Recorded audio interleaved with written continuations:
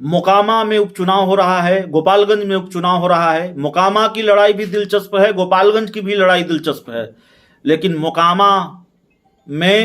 मोकामा का मुकाबला जरा ज़्यादा दिलचस्प है। और मोकामा उपचुनाव से जुड़ा हुआ एक एक रंग हम आपको दिखा रहे हैं। मैदान में आमने सामने हैं, एक तरफ अनंत सिंह की पत्नी नीलम देवी आरजेडी के टिकट पर, दूसरी तरफ बीजेपी के टिकट पर ललन सिंह की पत्नी सोनम देवी। लेकिन इस लड़ाई के बीच एक नए पहलवान की एंट्री होने जा रही है और ये नए पहलवान हमारे साथ इस वक्त मौजूद हैं।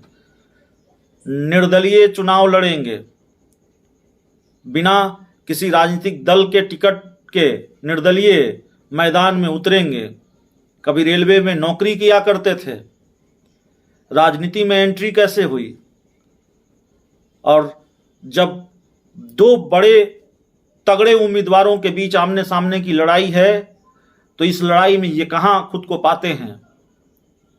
इतना भरोसा कैसे है कि ये इस लड़ाई में कूद सकते हैं, जीत सकते हैं। हम सीधे इनसे बात करते हैं।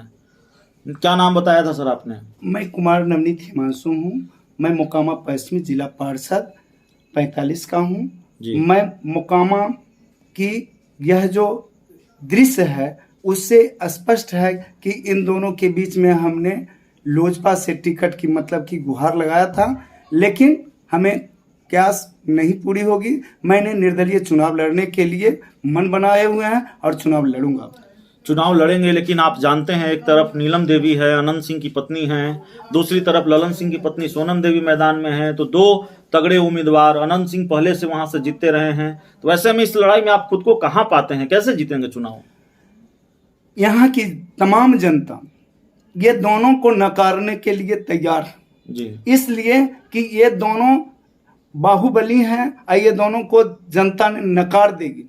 बशर्ते एक तीसरा विकल्प के रूप में मैं आऊंगा तो निश्चित नकार देगी। तो तीसरा विकल्प आप बन पाएंगे, आपको ये भरोसा है? एकदम बन पाएंगे।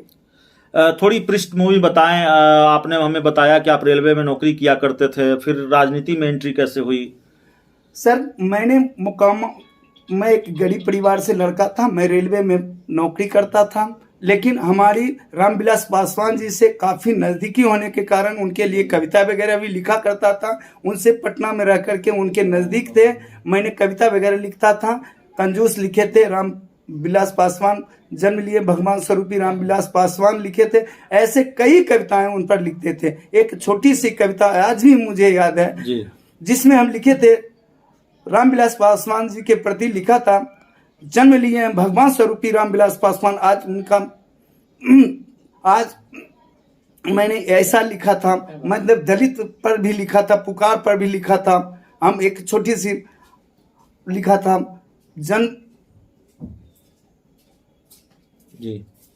इस रूप में भी है, जन्म लिए हैं भगवान स्वरूपी रामविलास पासवान लिखे थे, जिसमें आज वहीं सांसद और भूतपूर्व मुख्यमंत्री का ताज पहने, कल जिस नाम से थूकते थे आज उसी को सरकार कहते हैं। बने हुए मानव के नेता इन्हीं से नहीं लगाते, कलयुग के भगवान समझते। भगवान नहीं हुआ दानव है हिरण्यकश्यप और रावण, नाश करेंगे रावण लाल, लेंगे कोई अवतार जन तक जनता की जुबान से। त्राहिमा अवतार लिए, जन्म लिए भगवान स्वरूपी रामविलास पासवान। ऐसे कई कविताएं लिखते थे मैं उनके प्रति, इसलिए उनसे मेरा बहुत नजदीकी था। जिस बात लेकर के मैंने पुकार भी लिखा था, जिसमें कई ऐसी कविताएं लिखते रहते थे। अब आपने ये ऐलान कर दिया है कि आप निर्दलीय इस चुनाव मैदान में उतरेंगे। जाहिर है ये सवाल होगा कि नामांकन कब आप दाखिल करने जा रहे हैं? हमने 14 तारीख को दूंगा। 14 तारीख को आप नामांकन दाखिल करेंगे और मोकामा की जनता से जब आप वोट मांगेंगे तो क्या कहकर वोट मांगेंगे? मैं इन दोनों के बीच में इस बात लेकर के कहेंगे कि हमने एक लंबे समय से समाज के बीच में एक अच्छा समय दिया हूं।